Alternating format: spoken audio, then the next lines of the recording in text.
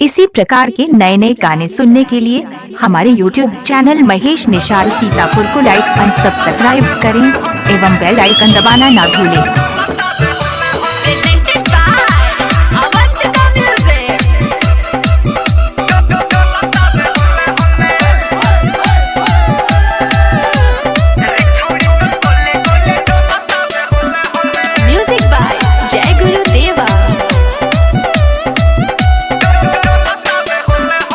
DJ Mahesh Nishad पटनी Sitapur. Orchestra में अइलू नाचे उमर बाटे अबही काचे, ऑर्केस्ट्रा में अइलू नाचे उमर बाटे अबही काचे, कहतारू टोले टोले रे छौड़ी तोर गोले गोले डोला तारे होले होले,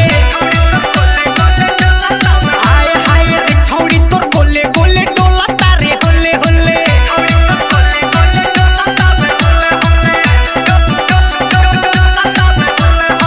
DJ Mahesh Nishad, DJ Mahesh Nishad, DJ Mahesh Nishad,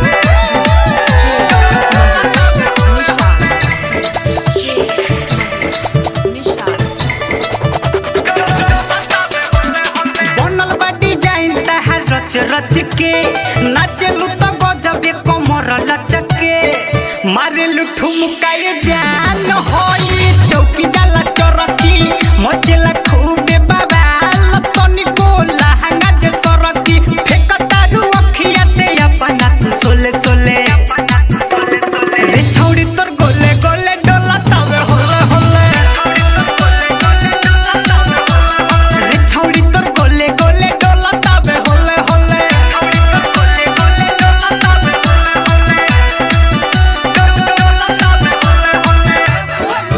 mixing by Mahesh music.